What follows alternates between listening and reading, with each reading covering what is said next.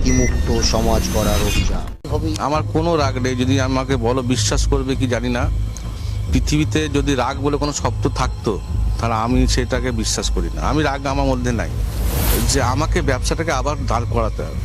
সবাইকে ধৈর্য ধরে রাখতে বলবো একটাই। আমরা এই মুহূর্তে হুগলির একটি অঞ্চলে আছি, যেখানে বিতর্কিত কোম্পানি এলএফএক্স ব্রোকিং প্রাইভেট লিমিটেডের বেশ কিছু ইনভেস্টরদের পেয়েছি। কোনো সলভ হবে না, পালিয়ে যাব। নমস্কার, আমি বিশ্বজিৎ। আজকে যে বিষয়টা নিয়ে এসছি, আমাদের রাত দিন বাংলা নিউজ চ্যানেলের অনুষ্ঠান রাত দিন ক্রাইম বাংলায়। বিতর্ক শেষ নেই, যেদিকে তাকাবেন সেদিকেই বিতর্ক, যে কোনো বিষয় বিতর্ক। এবং রাত দিন ক্রাইম বাংলার টিম চেষ্টা করে এই বিতর্কটাকে মেটানোর। মানুষের মধ্যে অভাব অভিযোগ থাকবে, আছে এবং কমবেও, কিন্তু তাদের অভাব অভিযোগটা শুনবে কে? এটা সব থেকে বড় প্রশ্ন। আজকে আমরা এই মুহূর্তে পৌঁছে গেছি আরামবাগ রিসর্টে।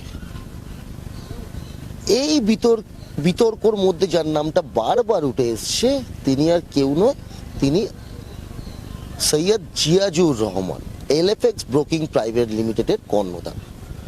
আমরা জিয়াজুদ্দাকে আমরা পেয়ে গেছি এবং অবশ্যই তার থেকে বেশ কয়েকটা কোশ্চেনে আপনাদের সামনে তুলে ধরবো উত্তরটা। আসুন। নমস্কার সবাইকে, রাত দিনের সকল সদস্যকে আমার আন্তরিক শুভেচ্ছা ভালোবাসা রইল।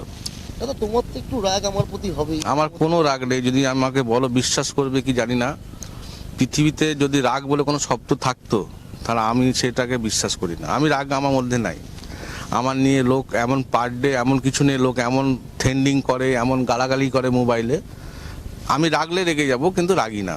তার কারণ হচ্ছে একটাই জিনিস, মানুষ বিশ্বাস করে এখানে টাকা রেখেছিল শেয়ার মার্কেটে, তো তাদেরকে টাকাটা ফেরত দেওয়াটা আমার কর্তব্য, এটা আমি মনে করি। কারণ আমি পালিয়ে যাব, এতে ঘুরে যাবো, যেমন আদার্স যেসব কোম্পানিরা করেছে, আমি সেটা করতে পারি না। আমার রক্তে তো সেটা নাই। আমি কথা দিয়েছি যেমন মানুষকে, সময় লাগবে একটু, কিন্তু সবাই টাকা ফেরত পাবেন। যার যার ডিউ আছে অবশ্যই ফেরত পাবেন।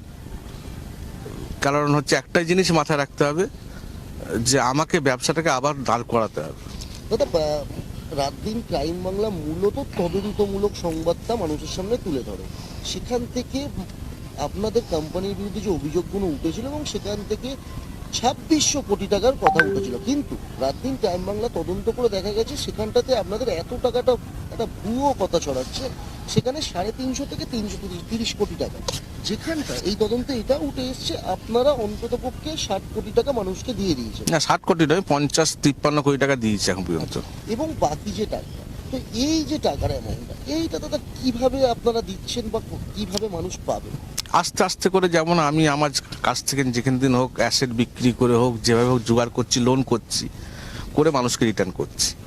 আমি সবাইকে বলেছি যে আমি যেহেতু ইনকাম করছি কিছু কিছু ফরেক্স মাধ্যম দিয়ে বা আদার্স কোনো কারবারের মাধ্যম দিয়ে ইনকাম করে, যদি লোককে রিটার্ন করতে পারি, আর এইভাবেই আমি রিটার্ন করব।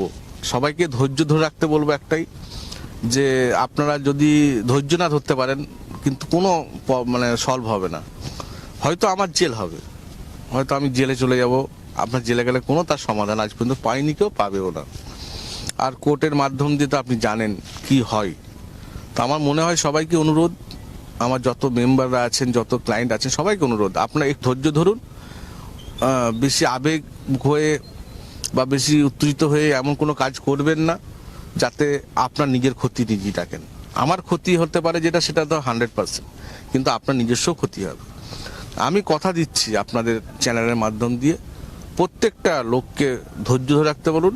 আপনারা টাকাটা, আপনাদের ডিউ টাকা অবশ্যই ফেরত পাবেন। দাদা, আমাদের কাছে বিভিন্ন মাধ্যম থেকে একটা কথা উঠেছিল যে জিয়াজুর রহমান দেশ ছেড়ে পালিয়ে গেছে, এবং আমরা অবশ্যই এই খবরটা দেখিয়েছিলাম জিয়াজুর রহমান দেশ ছেড়ে পালিয়ে, কিন্তু পরবর্তীকালে দেখতে পাই যে জানি আমরা যে আপনি আরামবাগেই আছেন। এই বিষয়টা আমি আজকে 5 মাস আছি আরামবাগে, দেশ ছেড়ে যাইনি কোথাও। কারণ হচ্ছে দুবাই বলুন বা মালয়েশিয়া বলুন বা বাংলাদেশ বলুন, সেই জায়গায় আমার ব্যবসা চলতো। সে ব্যবসার ক্ষেত্রে আমাকে যাওয়া আসা ছিল, তো সেটা এখনও যাই, 2 দিন 4 দিনে এখনও যাই ব্যবসার ক্ষেত্রে। দেখুন, আমার সে চিন্তা ভাবনা যে পালিয়ে যাব, পালিয়ে গেলে কি হবে? পালিয়ে গেলে মানুষ টাকা পাবে না, আমি সুখে থাকবো। তো এই পৃথিবীতে আপনি কতদিন বাঁচবেন? একটা তো সীমা আছে, মৃত্যু তো সত্য, আপনাকে মরতেই হবে। 60 বলুন, 70 বলুন, 80 বলুন, মরতে হবে। বাস ওইটুকু জীবন সুখীর জন্য আপনি এত লোকের ক্ষতি করে যাব আমি, সেটা সম্ভব না। এই যে লগ্নিকারী যারা আছে, এমনি প্রচুর লগ্নিকারী আছে যাদের বক্তব্য যে আমরা প্রিন্সিপালটা দিয়ে দিই তাতেই আমাদের কোনো ওই হ্যাঁ, ওইটাই তো বলছি। শেয়ার যেটা দেয় সেটা দরকার নেই। প্রফিট শেয়ার এখন সবাইকে দিচ্ছিও না তো আমি তেমন। যারা অলরেডি আমার সঙ্গে এখন যে কোম্পানি ইন্স্যুরেন্স বা মিউচুয়াল ফান্ড বা যেসব কাজগুলো করছি আমি, এইগুলোর মাধ্যমে যারা কাজ নিযুক্ত তাদের তো 1% করে ছাড়ছি, বাকি তারা দিচ্ছি না আমি। আমি দিচ্ছি আপনারা প্রিন্সিপাল মানিগুলো পে আউট করুন। আমি যে 53 কোটি টাকা দিয়েছি এটা কোনো প্রফিট শেয়ারিং করিনি আমি তাকে প্রিন্সিপাল পে আউট করেছি। আচ্ছা, প্রচুর লগ্নিকারী এমনিও আছে যারা আপনার এলএফএস ব্রোকিং এর থেকে মানে ব্রোকিং এ লগ্নি করেছে, যেটা বিভিন্ন রকম সমস্যা। যেমনি আমি আপনাকে বলি, যেমনি আমারই এমনি একজন মানুষের সাথে পরিচয় হয়েছে যিনি 80 বছর বয়স, রিসেন্টলি তিনি নার্সিংহোম দিয়ে ফিরেছেন বয়সজনিত একটা কারণে, তার অবস্থা খুব একটা ভালো না। তো এই মানুষগুলোর জন্য আপনি মানে এই টাইপের যারা আছে, ঠিক আছে, যাদের ইনিশিয়ালি এই মুহূর্তে এটা পে আউট হলে ভালো হয়। দেখুন, একটা কথা বলি, যার কত টাকা আছে তো আমি জানি না। ফার্স্ট 1 নম্বর মনে করুন কারো 10 লাখ টাকা আছে, সে প্রচুর অসুস্থ, ইমার্জেন্সি, তাকে অন্তত 1-2 লাখ টাকা দেওয়া যায়, আর সেগুলো আমরা দিচ্ছি, ঠিক আছে। এবার দেখুন, সবাই দেখছি হুড়োহুড়ি পড়ে গেছে। আমার এই 6 মাসে 3642টা শুধু পড়েছে বিয়ে বাড়ি, আর 2443টা না 2436টা পড়েছে শুধু ক্যান্সার পেশেন্ট। দাদা, আমরা লাস্ট যেটা জানতে পারছি যে এই লাস্ট যে টাকাটা আপনি পে আউট করেছেন 55 কোটি টাকা, সেটা পুরোটাই আপনি ব্যাংক থেকে লোন নিয়ে মানুষ। হ্যাঁ, মানুষকে লোন নিয়ে আমার কিছু অ্যাসেট বিক্রি করে বাইরে তবে দিয়েছি। তার মানে এইটা বাস্তবে মানে আপনার বক্তব্য শুধু এটা মানুষ তার মানে বুঝতে পারছে যে আপনি দেশ ছেড়ে যাওয়ার লোক না, আপনি আরামবাগ ছেড়ে যাওয়ার মানুষ না। আপনি কবে মানুষকে চলে টাকা যেতাম, দিয়ে দেবেন। কবে চলে যেতাম বলুন না। আপনি লাগিয়ে আপনারা বলুন না, আপনারা তো অনেক বুদ্ধি ধরেন। একটা লোক যদি পালাতে চাই, সে পালিয়ে যেতে পারতো না? আরামসে পালিয়ে গিয়ে বিদেশে গিয়ে পাসপোর্ট নিয়ে আরামসে থাকতে পারতো। সেটা তো সমাধান না। আমার ছেলে মেয়ে আছে, আমার মেয়ে আছে, আমার তারা গালাগালি শুনবে, তার ছেলে মেয়েরা গালাগালি শুনবে যে দাদু ছিল চিটিংবাজ, এর বাবা ছিল চিটিংবাজ। দাদা, এখনো পর্যন্ত একটা বড় অ্যামাউন্ট মার্কেটে মানুষ পায় 200 কোটি টাকার উপরে। দেখুন, ওটা তো পারফেক্ট হিসাব কিছু নেই, তবে এটুকু বলতে পারি, যেটুকু টাকা পাই সে টাকাটা আমি দিতে পারবো। মোটামুটি কত টাকা হ্যাঁ, দিতে পারে মানুষ? হ্যাঁ, 1-1.5 বছর টাইম লাগবে। 1-1.5 বছরে মানুষ নিশ্চয়ই পাবে। হ্যাঁ, কেন হট করে তো সব কিছু সম্ভব না। হ্যাঁ, আপনি আজ বললে কালকে হয়ে যাবে তা না, 1-1.5 বছর টাইম লাগবে, হয়ে যাবে, সবাই পাবে। সবাইকে বলবো ধৈর্য ধরুন। নেগেটিভ আপনি আমার নিয়ে বলবেন, আপনি জবাব আপনি নিজেই একদিন পাবেন যখন আপনার টাকাটা আপনি ফেরত পাবেন, ঠিক আছে। তো সবাইকেই বলবো ধৈর্য ধরুন, আমাকে বিশ্বাস রাখুন। যদি আমি আমার না দেবার থাকতো তাহলে আপনাদের সামনে আমি আসতাম না, বিশেষ করে আপনাদের মিটিং মিজে আসতাম না, না আজকে আমি আপনাদের রাত-3 চ্যানেলের সামনে বসতাম, যদি আমার ওরকম উদ্দেশ্য থাকতো। আমার কষ্ট হচ্ছে, আমি পার ডে টেনশনে, প্রচুর টেনশন, আমার শরীর খারাপ হচ্ছে, কিন্তু আমাকে পেরে উঠতেই হবে, আমাকে লোককে কিছু জবাব দিতেই হবে। দেখুন, টাকা পয়সাটা সব না, টাকা পয়সা তো ইনকাম বহুত করেছি। মনুষ্যত্বটা ওটা সবচেয়ে বড় হচ্ছে সম্মান। এই সম্মানটাকে ফিরিয়ে আনতে হবে আমার।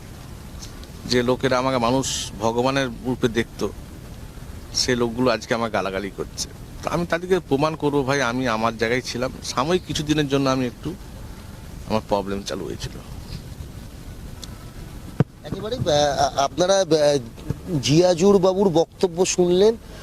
ওনার বক্তব্য একটাই, যেহেতু আপনারা দেখতে পারলেন যে আমরাও ইনভেস্টিগেশন করে যে বিষয়গুলো পেয়েছি, কোনো 2600 কোটি টাকার বিষয় না এখানে, মাত্র বলা ভুল অবশ্যই, একটা 200-300 কোটি টাকার বিষয়। এবং ওনার ক্ষেত্রে ওনার মতো মানুষদের, ওনাদের মতো বিজনেসম্যানদের কাছে এটা কোনো বড় বিষয় না, কিন্তু যতই হোক একটা বিজনেসের একটা ধাক্কা খেয়েছেন উনি। সেই জায়গা থেকে উনি বিভিন্ন লোককে যেভাবে পারবে দিচ্ছেন, এবং এর মানে এই না যে কেউ যদি সমস্যা বলে সঙ্গে সঙ্গে কারণ উনিও ব্যাংক থেকে লোন তুলে মানুষকে মেটাচ্ছেন। উনি চাইছেন সময়, এবং যাদের কারোর অসুস্থতার কারণ যদি হয়, এবং সবাই যদি এখন বলে আমি অসুস্থ সেইভাবে তো দেওয়াটা তার ক্ষেত্রে সম্ভব না। সেক্ষেত্রে নির্দিষ্ট নথি যদি সাবমিট করতে পারে জিয়াজুর বাবু বা তার সংস্থার কাছে, উনি যতটা পারবেন তার পে আউট যতটা আছে সেই হিসাবে যতটা পার্সেন্টেজ পারবে উনি প্রিন্সিপালের কিছুটা অংশ তাকে অবশ্যই দেবেন, কিন্তু সেটা অবশ্যই সময় সাপেক্ষ। আজকে বললে কালকেই দেবেন, মানে এটা আমার বক্তব্য না, এটা জিয়াজুর বাবুর বক্তব্য। আপনারা অনেকেই, আমাদের দর্শকরা অনেকেই বলেছিলেন জিয়াজুর বাবুর একটা কথা আপনাকে বলতে যাই মাঝখানে, যে আমাদের সেবিতে তো কেসটা চলছে। এবার যদি মনে করুন কেসটা মিটে যায় তাহলে তার 1 বছর টাইমই লাগবে না, তাহলে একদিনই সব কিছু হয়ে যাবে, 1 মাসে সব কিছু হয়ে যাবে। তো আমার মনে হয় আপনারা ঈশ্বর ভগবান আল্লাহর কাছে একটু প্রার্থনা করুন যাতে কেসটা মিটে যায়। কেসটা মিটে গেলে আপনারা সবাই সমাধান পেয়ে যাবেন। একেবারেই আপনারা যদি ভগবান বিশ্বাসী হন, আপনারা যদি আল্লাহ বিশ্বাসী হন, ঈশ্বরে বিশ্বাসী হন, তাদের কাছে প্রার্থনা করুন জিয়াবাবু যে যুদ্ধটা লড়ছেন সেই যুদ্ধে যাতে তার জয়ী হন, এবং মানে অর্থাৎ সেবিতে যে বিষয়টা চলছে কেসটা, সেখান থেকে যাতে এলএফএক্স ব্রোকিং প্রাইভেট লিমিটেড ফের ঘুরে দাঁড়ানোর জায়গাটা পায়, তাতে আপনাদেরই সুবিধা। 1 বছর লাগবে না, একদিনে মিটে যাবে। আপনারা অনেকে চেয়েছিলেন যে জিয়াজুর বাবুর একটা ইন্টারভিউ রাত দিন ক্রাইম বাংলার পর্দায়, এবং আমি নিজেও এসেছিলাম, ওনার ইন্টারভিউ করেছি, উনি আমাদের সময় দিয়েছেন যোগাযোগ, কারণ ওনার নাম্বার আমাদের কাছে ছিল না, অনেক কষ্টে নাম্বার অ্যারেঞ্জ করার পরে ওনাকে আমি যোগাযোগ করি, উনি একবারে ফোন ধরেন এবং আমার কথা রেসপন্স করেন, এবং উনি আমাকে সময়ও দেন। আজ আর একদম সময় নেই, আমাদের আসতে হবে। নমস্কার। ক্রাইম বাংলা, দুর্নীতিমুক্ত সমাজ গড়ার অভিযান।